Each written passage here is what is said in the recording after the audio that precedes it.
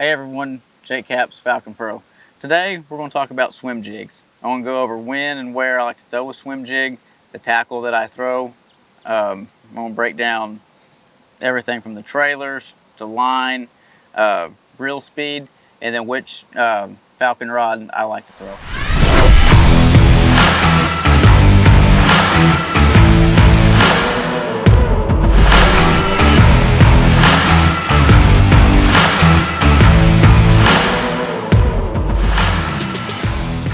So we're here this morning on the Arkansas River.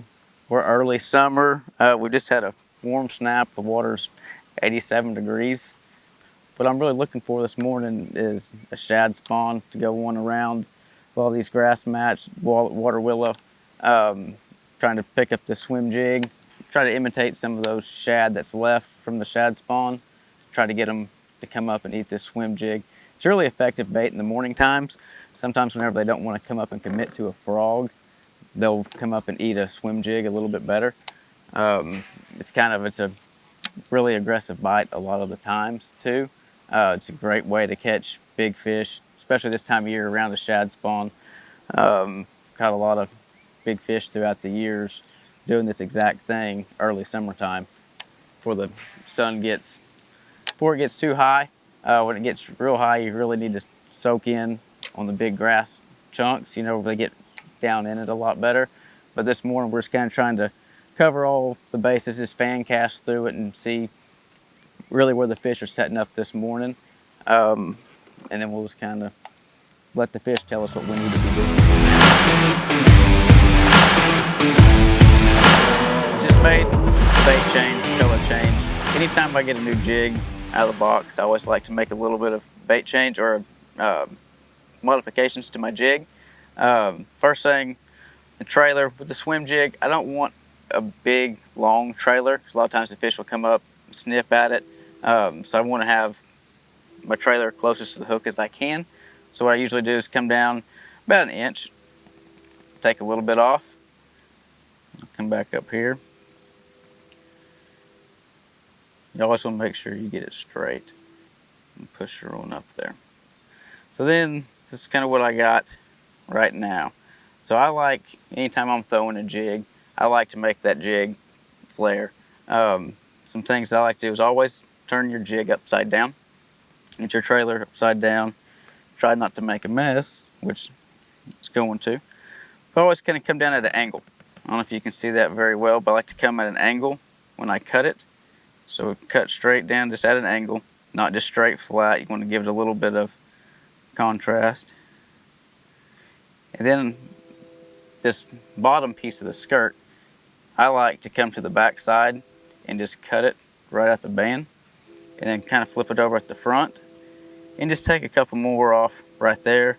And now you can see how that skirt really flares. So when you're swimming that swim jig through there and you're popping it, you let it go down in the grass or whatever you're fishing around the wood, kick that gear speed up, you hop it, that skirt really flares out to help get that reaction bite you're looking for.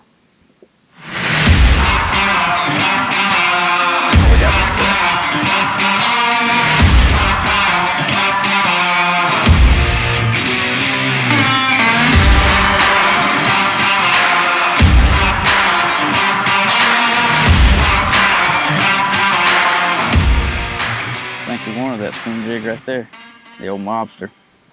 Pretty fish. That fish just then, it just came out of the thickest part of that water willow up there, right there in that little crease. Want to put the bait right in between that whenever you can. That's one reason why I like to trim my jig trailer down, take my skirt up a little bit more. When you're around that thicker grass, in my opinion, you want the most compact bait that you can have. Because when they're that aggressive, sometimes they just blow up over it or underneath it, kind of like a topwater. So the smaller profile jig that I have, I feel like my hookup percentages go way up.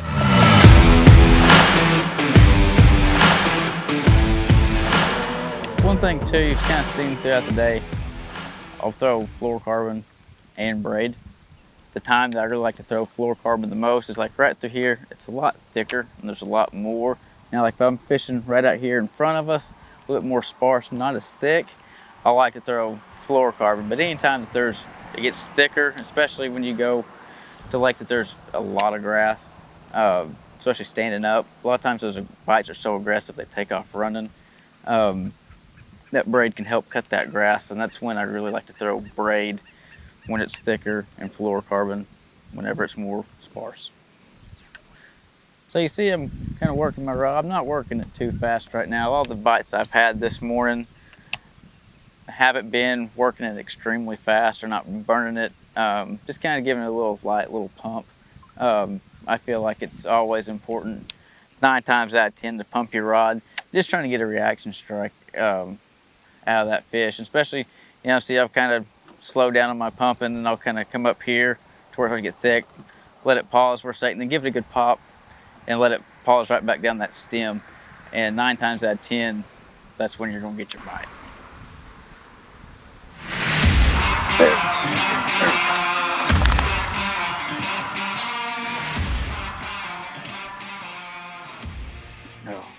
So that fish, come here.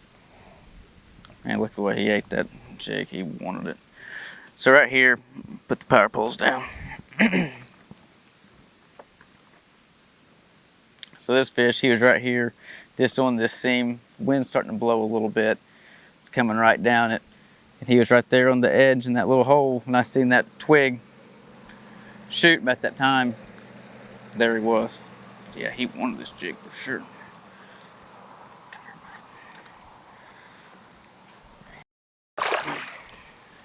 So one thing about swimming a jig, one thing I always pay attention to is watercolor. I think watercolor is just as important when you're swimming a jig around grass as it is anywhere. First things I really look for is, the visibility in the water. Really helps me base my colors. I'll throw a white, a green pumpkin, or black and blue. More cleaner water, when I'm fishing around grass, I like to throw, green pumpkin, watermelon red, something like that. If it's dirtier, or in the morning times, a lot of times I'll use that black and blue, or if it's dirty, I'll throw black and blue all day. Now, anytime I'm seeing shad working, or I know there's a shad spawn going on, I want to throw a white and chartreuse, something to imitate shad. And also, the dirtier the water, I feel like the bigger the trailer you need, so the more bulky, it's going to displace more water, it's going to be better for you. If it's really clean, I'll upsize, go to like a 1/2 ounce swim jig. The smaller trailer, like a speed crawl, be able to burn it back to the boat a lot faster. That way the fish don't get a good look at it. Seems to work really well for me too.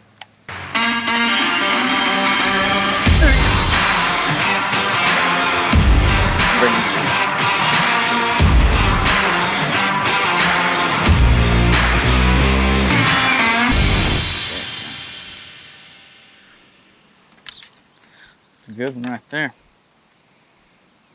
Think he wanted that old lobster jig. It's one thing that I like about this Cara swim jig rod. It gives me the ability to get up, work it out of the grass. It's got a fairly soft tip. That way when fish comes out like this one here, was a really aggressive bite, I watch the fish come up and eat it. It gives me enough time. It's got a lot of backbone to drive these big fish, hook this big fish, and get them in the boat. This morning, kind of the stuff that we started out on was a lot of flats. You see a lot of sparse grass. Kind of like right here, you see little bitty chunks, but then you turn around behind us and you see a big defined weed line. Right here, we're sitting in 6 foot of water. So I'm right here on the channel. I'm trying to catch fish right on the edge of this. So once that sun comes up, I like to try to go to where they can just be right there on that edge. Compared to in the morning, I like to hit those flats where, they can be really anywhere. Over here, and if I won't catch them, it's going to be usually right here on these little points. Somewhere that's got a little bit of water really running around. If I see current moving that grass, I want to make sure that I hit the spots that's got a lot of current around it, and then really look for where my bait fish is. If I see a lot of shad working in one area, I really like to go and spend a little bit more time over there. But that's one thing when you're looking, you can kind of tell where there's deeper water at just by looking at the grass. If you see a big sparse grass all over the place, you know it's going to be pretty shallow. But then when there's no grass, and then you have a smaller edge of grass that's straight up and down, you know that, hey, the channel is right there. That's a good place to start, especially more later in the day. This morning started off fishing sparse vegetation with a Cara swim jig rod. Was looking for a shad spawn bite, never got on the shad spawn, so we changed colors. I had a decent little day. Throughout the day, I changed up a little bit. When I'd come up on the big grass clumps, a real thick, dense vegetation, I picked up my lowrider swim jig rod. Have it rigged up with 65-pound braid. Anytime that there's a lot of grass, real thick vegetation, I always like to go with braid. It just gives me the confidence to get that fish out. To see our full selection of swim jig rods, go to falconrods.com. Thank you for watching.